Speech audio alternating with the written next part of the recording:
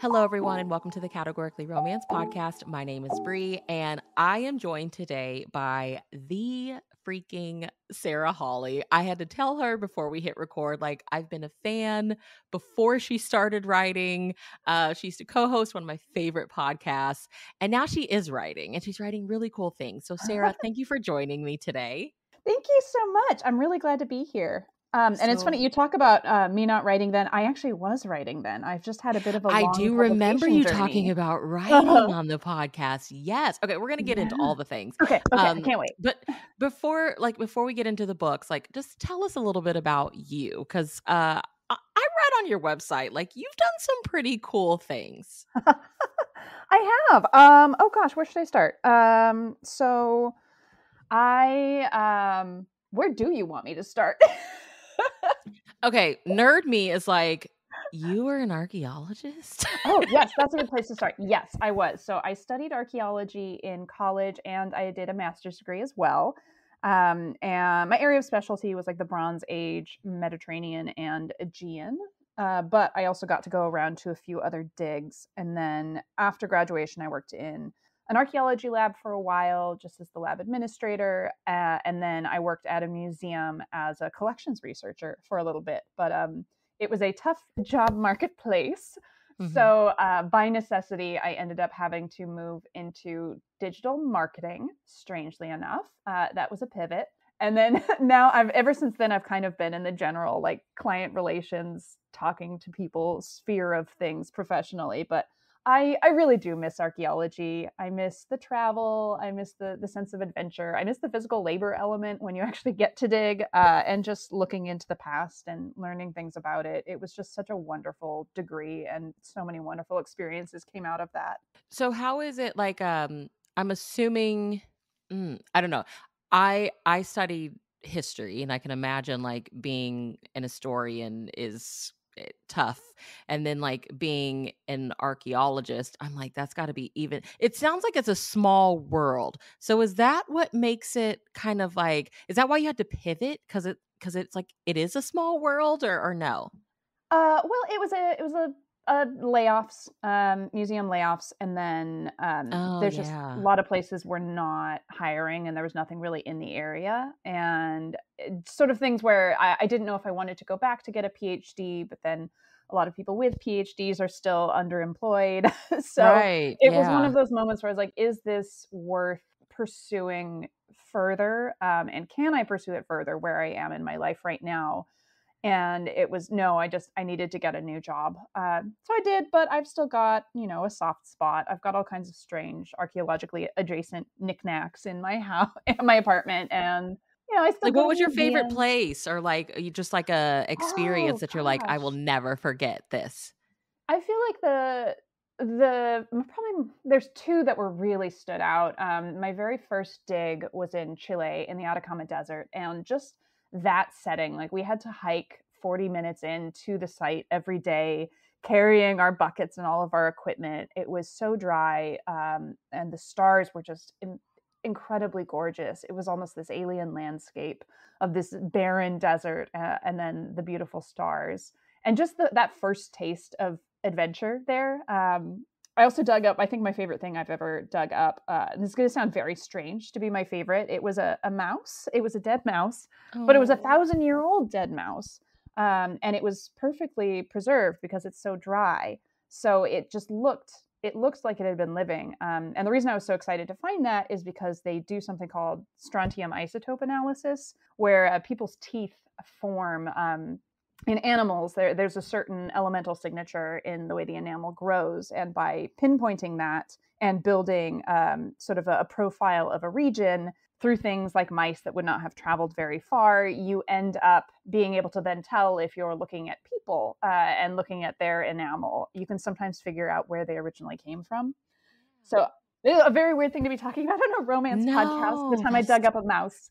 But I think that was just so cool. Yeah, I felt like I was being useful, where it wasn't just digging up. We were digging up tons of things, but I was like, that felt like such a useful thing to dig up. Yeah. Oh, something that had been there just untouched, unbothered for Mhm. so long. Oh, that is so cool. See, yeah, nerd me could just ask questions about this for forever. Okay, I'm gonna do some like kind of rapid fire Okay. icebreakers. First thing that comes to mind. Okay, if you came with a warning label, what would it say?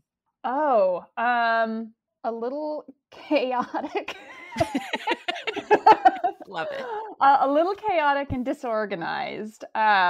Yeah, I can get sort of lost in the weeds of my own brain, Same. and yeah, and You have that's to ask just yourself, like, result. what was I talking Yeah, about? so it's like you get lost in the weeds, and I feel like I have so much this sort of inner world sometimes that I get lost in, and then I am not necessarily the greatest at a lot of organizational and admin tasks, but like I can be fun, so Yeah. it's a Yeah. trade It off. even it balance. Yeah. I mean, I don't know how I would not get through the day without sticky notes, like the Post-its. 'Cause I Hmm. have to, like, write notes to myself. That is the way I can stay organized, and thank God Yeah. smartphones give us the calendar and you can set a Yep, notification, I otherwise see the I'd forget. calendar. I just started bullet journaling again, not extensively, like, I don't do those beautiful layouts, but when things get so disorganized, or there's too much going on, like, leading up to the publication of a book, there's a lot going on, so I Yeah. start using the task lists where you do, like, the bullet points for the tasks, and you do a little arrow to move it to the next day, and you cross it off when it's done, and so it's just a very bare bones form of bullet journaling, but that's definitely what I have to rely on when things get really hectic, because otherwise I will just I'll wander Yeah. off and never be seen again. Shout out to the people who know that we struggle with, organization and staying on task. Golly, because yeah, I need all the help I can get. Yep. What is your favorite color to wear? Oh, to wear, purple. I like wearing purple. Mhm. What was the last song that got stuck in your head? Oh, probably a Hozier song. What is it? He's got all these wonderful new ones. Like there's "Eat Your Young," and I think there's one. I think it's called "Who We Are," maybe. Where it's like "That's Mm, who we are." So probably that. I tend to do things like put away laundry while singing that at the top of my lungs. Absolutely yes. love everything he produces. Such a beautiful voice. Hmm. Who is one of your most read authors? Cressley Cole. Ooh. Her Immortals After Dark series is, I feel like, my fundamental romance text. I mean, there are a lot of them. There are a lot of romance novels and things that I've read over the years. There are a lot of fantasy authors and sci-fi authors, but that series, there's something about it.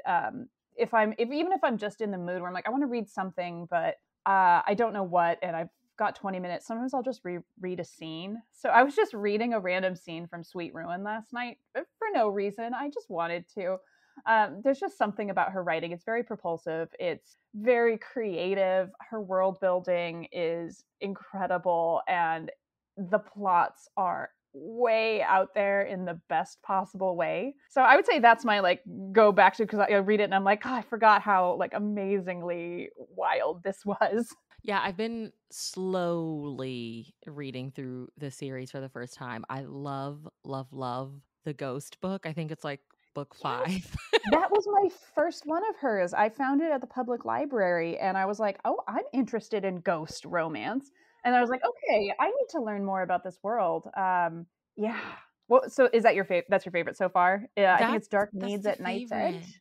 Yeah, Yeah. that's my favorite so far, but I mm, I'm not ready to, like, finish the series, so I Yeah. just read one, and it may be another 6 months before I read the next one, but Yeah. it's really good. So, tell me your romance origin story. Yeah, my romance origin story was I came to romance a lot later than a lot of people. I was always a sci-fi fantasy reader because my mother was, and she got me into that at an early age. So I was reading all sorts of things growing up. I always liked romantic subplots. I would say probably Tamora Pierce is the origin of the romance loving a woman in me, because reading like the Alana series and Wild Magic, there was romance in it, even though it would be middle grade or YA fantasy series. But then getting into actual adult romance was in college. Okay. I just hadn't tried it before. I think there was a little bit of a that snootiness that I think a lot of us have either grappled with or encountered, where you're like, oh, well, that doesn't, you hear things about it and you're like, well, it can't possibly be real literature. Or enough people tell you it's trashy, you feel a little embarrassed. And so I think that was holding me back. And then once I started, I was like, oh, I've been wrong. I've been so wrong. And there's such an incredible wealth of storytelling here, and such a variety of books and plots and subgenres. And so I kind of haven't looked back since then. I went very hard, very fast on romance, but it did take until college for me to get there. So what happened? Did you have like a friend, a roomie that was like a romance reader? Like how did you Yeah. stumble upon it? And like what did you pick up? Did you pick up paranormal first? Paranormal is one of the first. So it was Jenny Nordbach from Wicked Wallflower. She's now doing Mhm. Bonkers Romance. So she had given me a book, and I think the one she got me on was Karen Marie Monning, Beyond the Highland Mist, and that was the first one that just whoops, like grabbed me, and that was a paranormal. So so still have a very soft spot for the Highlander books, and of course her Fever series and all of that. You are writing coming up next is book 2 in your Glimmer Falls series. But like Yeah. I want to and I oh my gosh, these two. So it's a demon's guide to wing a witch. And is it Calladia? Am I saying that It's right? Calladia. I Calladia realized and I did all my complicated fantasy names, and then I've looked in the reviews, like, no one can spell them, and, like, no one else can say them, and I'm like, "Oops, oops." I love her. And is it Astaroth? Is that how you say Yes, his name? it's Okay. Calladia and Astaroth. They are fantastic. Like, I just love them. I love especially Claudia. I just love her so much. But Yay! like talk about the series as a whole. Like, how did Mhm. the series come to you? The series idea? I don't know. So I had been writing fantasy novels for a while. So I've been trying to get published for many years now. And it wasn't quite working with the fantasy novels, although, fingers crossed, you never know. And so I was like, okay, well, I've been writing fantasy with romantic subplots, but I was like, well, what if I just wrote a romance? And I'd already been reading romance for so many years now. I think I had this almost fear of doing it wrong because I'd read it so much of it. That's like you've read so much and you've seen so many amazing authors, and there's this sort of terror of dipping your toe into it because you're like, well, what if I don't live up to the expectations that I would set for myself or that other people would set for myself? So I don't even remember why I wrote the first chapter of A Witch's Guide to Fake Dating a Demon, but I did. And I just wrote this chapter where there's a witch and her magic is on the fritz, and she accidentally blows up a chicken and then summons a demon. And I cannot tell you where that came from. I was I love that.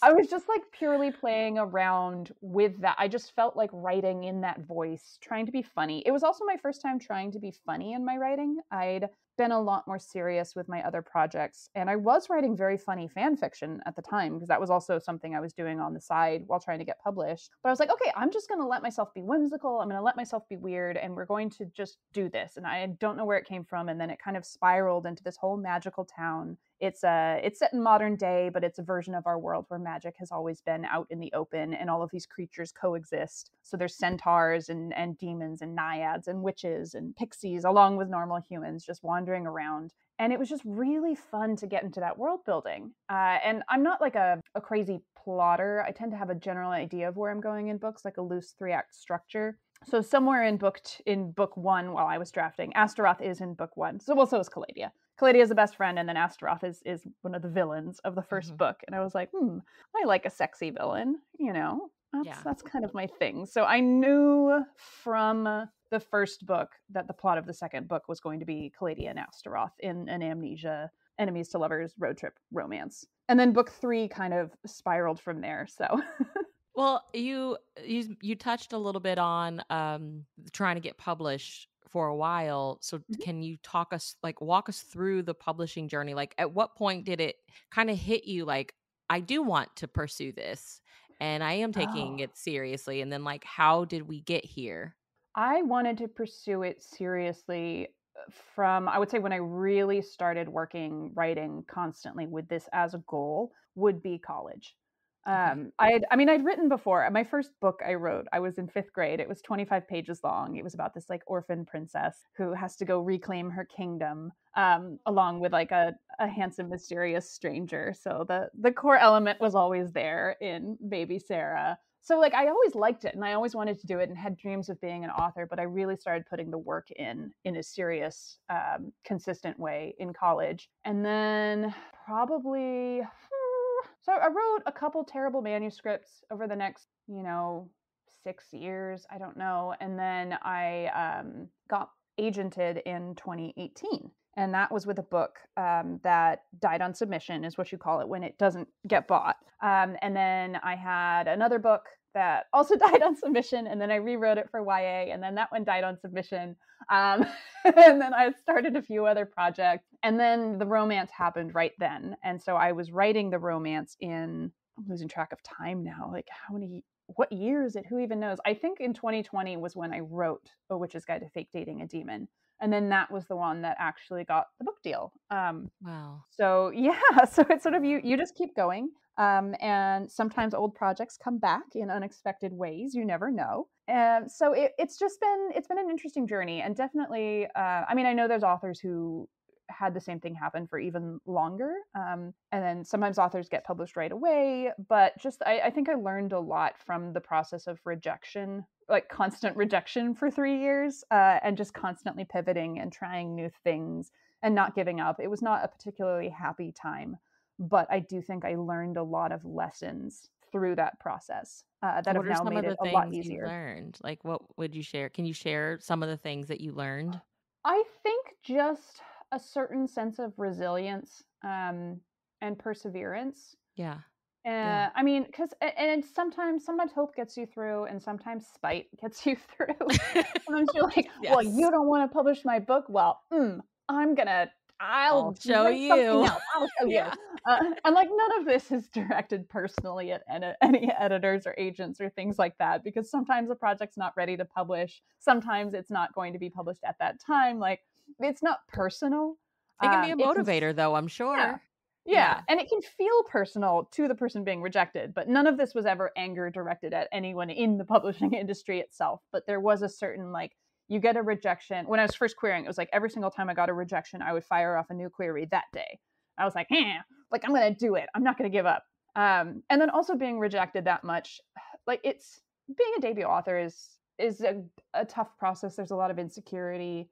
Like this wonderful thing finally came to pass, but you're also terrified all the time. 'Cause now it's And then out. 'Cause then it can now be it's turned into out, out. and people will say things, and some people will really not like your book, and that's okay. But you will start getting tagged in things. You'll start seeing things by accident. And so you have to be ready to know that, someone is going to say this is the worst book they've ever read and they hate it, and that there is nothing redeeming about anything you've done. And like, that's fine. And they're allowed to say that. And it shouldn't stop you from keeping writing because someone else really liked the book. When you okay, so this is gonna feel really crazy to Mhm. ask, but at the same time, I think I really wanna hear your perspective. I came to romance late too, so there's a lot of like cycles and all the things that I feel like I missed. So you finally get you're getting this book, the first book in the series is getting Mhm. published. And you'd already been a fan of romance, you'd already been reading romance, you had an entire podcast where you were talking Mhm. about romance. But in that moment, when the first book, A Witch's Guide, like somebody wants it, what did what did it feel like you were entering into in the world of romance? Like what did it feel like for you? Huh. Like in terms of the general trends or Yeah, I always like to yeah. hear, like, for you all, because I know that, like, I've heard, for example, like, publishing's always, like, 2 years ahead or whatever, Yes. like, so books that we're getting now, you guys wrote, like, a year or 2 ago, but, like, and I know, like, it's not too long ago, so I could be like, "Yeah, it's felt like indie was really big and this was really big," but for you as a writer, what did it Mhm. feel like for you? Like, what did you feel like you were entering into, like, world-wise? I had so I'd been hearing that fantasy romance was starting to be purchased. And so at that time, so it's sort of like you have a feeling you might be part of a trend, but it's really hard to know because the books aren't out yet. Right. And then Yeah. I think when I realized it was really a trend was when Lana Harper hit, I think she hit New York Times with her Thistle Grove series. And then all of a sudden there's witchy books everywhere. And you're like, oh my God, we all had this idea at the same time, or publishing, or there were just so many of these that had been floating around for a while that all of a sudden they're there. So there is an element, a sort of fear that people are going to think you're a knockoff or trying to duplicate what other people's have done, especially when there is a big trend, just because you are kind of writing in a vacuum a few years before you realize that you're part of a trend. You have no Um, idea you're part of yeah, a and then trend. all of a sudden you're one of like 15 witch books on the shelves, and they're all amazing, and you're like, it's a very strange sort of feeling because you can't predict trends in publishing. Like you can sort of guess at some of them sometimes, but normally by the time you can guess at them, one or two are out, which means by the time your book comes out, like 50 will be out and you'll be behind the curve. So you always just have to write what you want to write and what's speaking to you. And for me, it was that mix of the fantasy and romance, but this time instead of doing fantasy first, to me, I was like, I'm just going to flip it and I'm going to do romance first and try that. So interesting, but like very exciting also because I am such a paranormal romance reader and I'm such a fantasy reader that right now is like an amazing time for me as a reader because there's so much of it and there's just going to keep being more. Like I can't wait for even more vampires. Like I love vampires.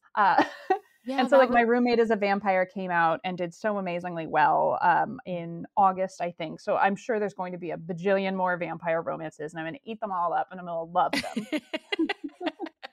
Well, that's kinda what I wanted to ask next was, like, do you get the sense that okay, as a reader, and I love paranormal, and a lot of my friends love paranormal, and we're all just kind of sitting around, like, waiting to see, is paranormal going to have, like, another big moment? Like, what's that gonna look like? Hmm. As both a writer and a reader, like, do you think we're kind of like treading the waters to see how things do? Like, do we not want it to become too much and oversaturated, maybe like it was once upon a time? Like, and how does it feel to be one of the I mean, I know that there's a lot out there, but it also still feels like there's just a few of y'all that are putting them out.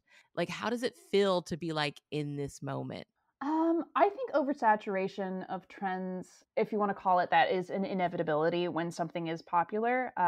But the thing is, like, so the things with like vampires and fae, there were times, having tried to sell a fae fantasy, I know this, there were times when they were just they didn't know how to they don't know how to break it out in the marketplace, or there's so much that for a while there, I heard it was really hard to sell vampires, and of course in like indie publishing is has been doing whatever they want for a very long time, but traditional publishing does have these sort of spikes, and so I think if you want to call it oversaturation, I think that's sort of inevitable, but I also want to read all of them, so for me I'm like, Yeah. like I'm at a peace. But yeah, so and I think we're seeing now what they're calling, and I know romantasy is a bit of a controversial term for some folks. They're like, why can't we just call it paranormal romance? Like to me personally, I don't think paranormal romance and romantasy are the same thing. I don't To me, think it's so about either. yeah, to me, it's about the order of the words. So before I was writing romantic fantasy, and now I'm writing fantasy romance. And to me, that second word is the important part. So when you hear romantasy, I think these multi-part Court of Thorns and Roses style fantasy series that have a very strong romantic element, but they aren't standalones. And so that's what we're seeing now. We're starting to see the boom there. And there's going to be so many of them coming out. And I am so excited for all of them as well. Like you've got the Hurricane Wars just came out, which is phenomenal. Like there's just a lot of that. And so I think paranormal, I don't think anything about the genre is sort of waiting, treading water to see what happens. I think publishers are kind of going full throttle on it. And Yeah. whether it's the paranormal romance or the romantasy. One thing I want to see more of is the multi-book paranormal investigator series where Ooh, you've got yeah. like proper urban fantasy, like where you've got this kind of edgy world and you've got, a heroine with, knives and maybe some magic powers and then all these ghosts and ghouls and vampires and things. And so I do actually have two paranormal investigator books coming out at some point in the future, but they're standalone romantic comedies. So it's not like that 10-book urban fantasy arc. So I'm kind of hoping that we start to see some more of those come back, Mhm. but I Mhm. don't know. So when you started with A Witch's Guide, Mhm. you instinctively knew you wanted to try your hand at also being like having the comedy element in the Mhm. book as well. Is that something you think you want to continue?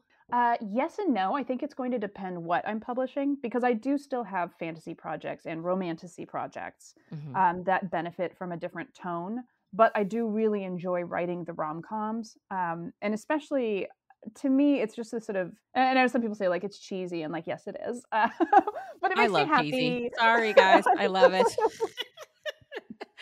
And like one of the wonderful things about this fantasy world is because it's not our world, I can change things. I can make stupid puns. Like one of my favorite jokes, it's such a throwaway. It's like Caladia's talking about her furniture, and she's like, "Oh, like her cheap furniture from IKEA, which is like the werewolf run Yeah. like home furniture store." And to me, it's like making IKEA but run by werewolves. Like just made me really happy. Um, so I think I really like writing both. And I do write in a lot of different voices. And in my fan fiction, it runs the gamut from like romantic suspense to really cracky comedy to other things. So that was a chance to just try out all of these different writing voices. And I don't think I'm going to stick to just one, but I do think it's going to be project dependent. I just love that you're giving us like I'm always trying to like analyze like what is going on in the world that I need this escape to like our world but not our world. I need to be like Hmm. I need to be friends with my witchy main character and the love interest is a demon, but also like I still need it to be funny. Like I'm trying to figure out like why do I need this as much as I need this? Like what do you think it is that like readers right now are just, like, craving that style.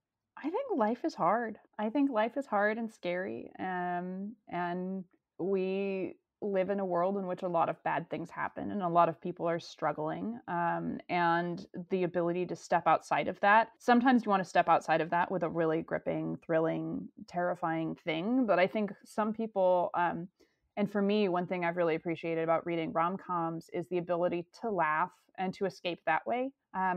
Yeah, it was interesting because writing anyway, I felt like writing the Glimmer Falls series, one of the things was like is the least believable is that they could afford their own houses.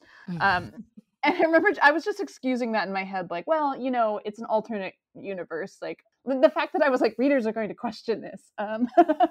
Well, like it's an alternate universe where they can all afford housing.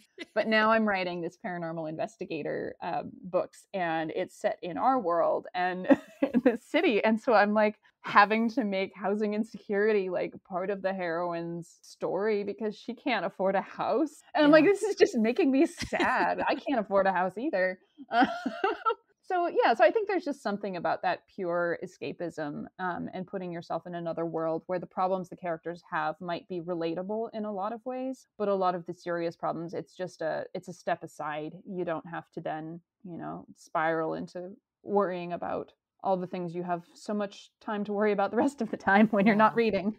So with Caladia and Astaroth, 2 things. So first and Mhm. foremost, I am a recent appreciator of the amnesia trope. I'd say Uh-huh. within the last like year and a half, 2 years. And so I love that poor thing, he has no recollection of what happened. Uh-huh. And the way that you one thing that I really appreciate about this book, and I'm trying not to spoil it, listeners, but you really started off and, like, I understand the rules, like, I understand the world that he comes from, I understand like, you gave me it wasn't info dumpy, but it was just like, "Okay, this is what he is, this is the world that he comes from, this is kind of like how the rules, the setup, the hierarchy of things," and then there's this Moloch guy, and Mhm. I'm like, "Okay, alright, so this is kind of like his nemesis here," and then boom, he's back. He's like sent to Earth and he does not want to be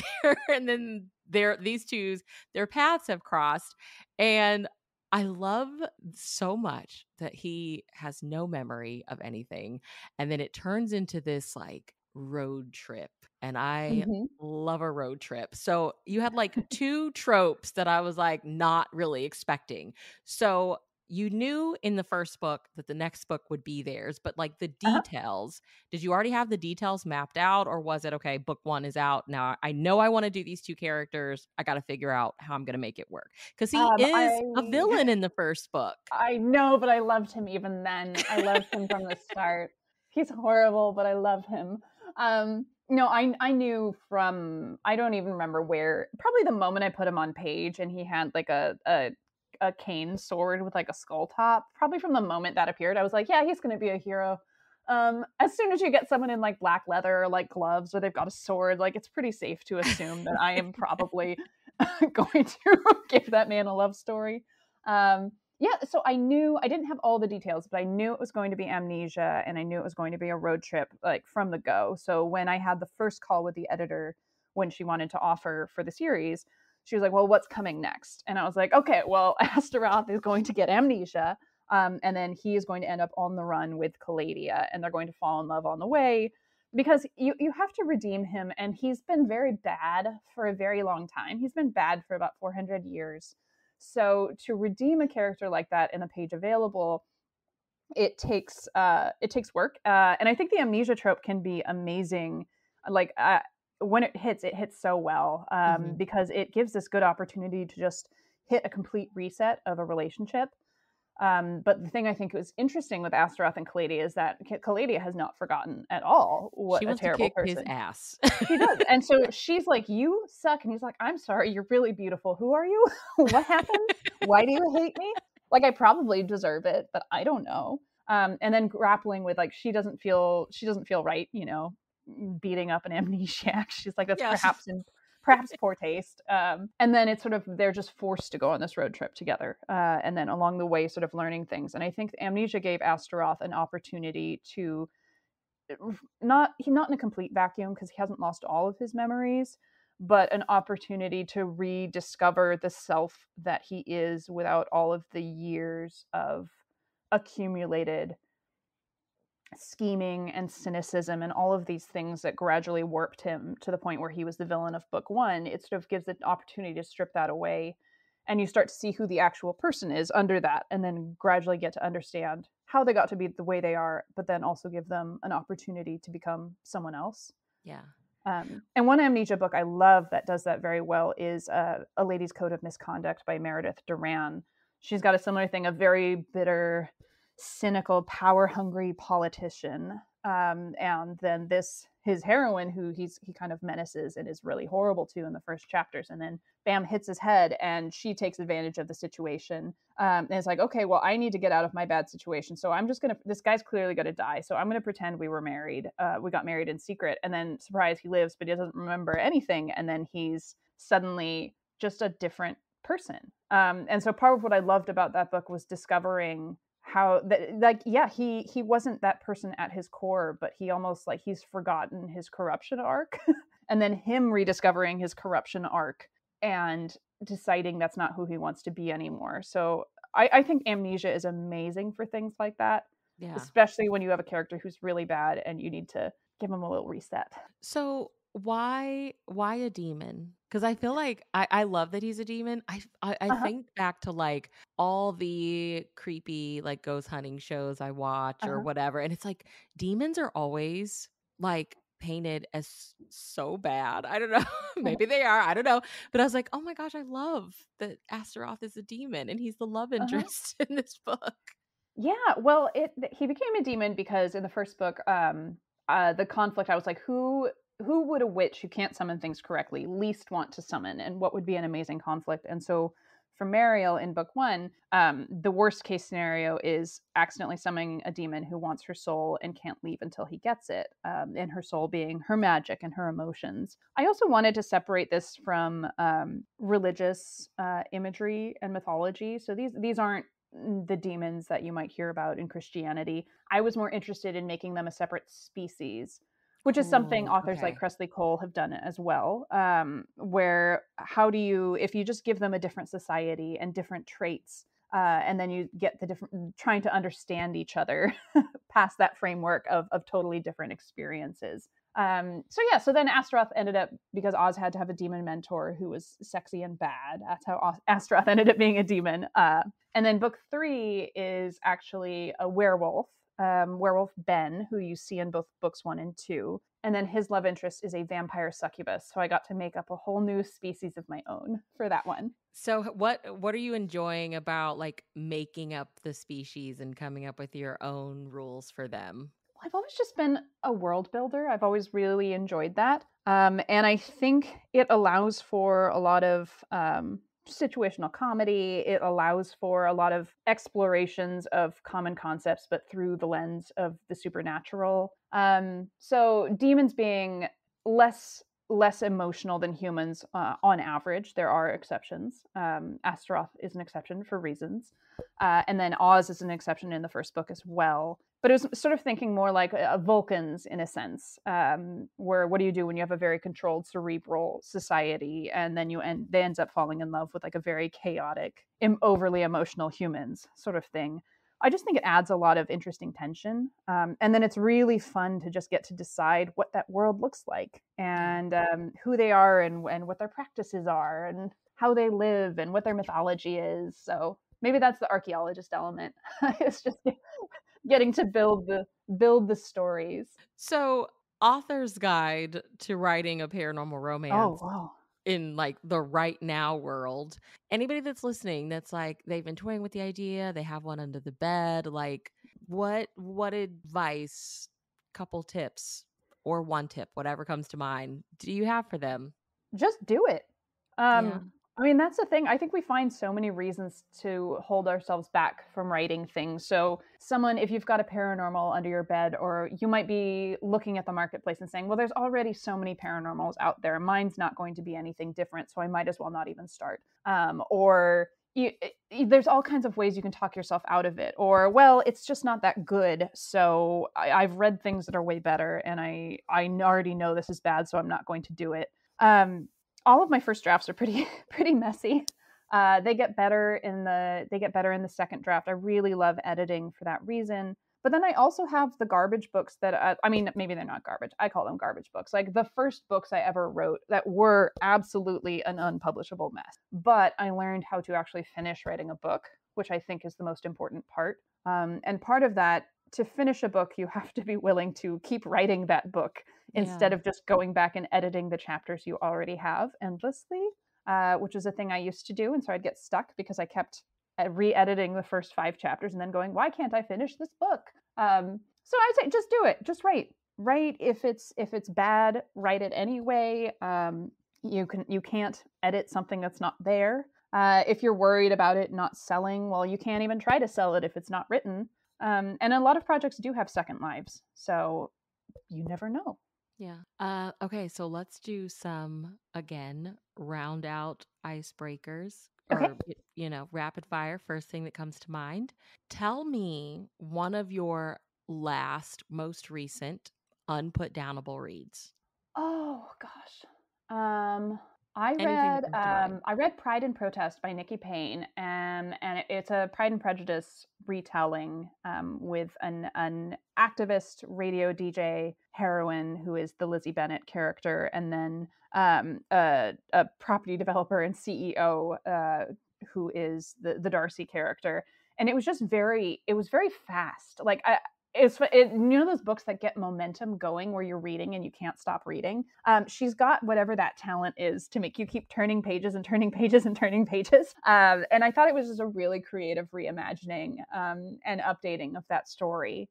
And then one I started last night that I had a very hard time putting down was Bride by Ali Hazelwood, who also Mm. has that ability. And this is her paranormal romance, which it's going to be so good. It's a werewolf and a vampire. And she also has that sort of propulsive writing where you're like, this is so good. You're just eating it up on the page and just keep flipping pages and flipping pages. So I'd say those are two of my most recent ones. And like, I'm not done with Bride yet, but I'm already like, how will I sleep until I know what happens?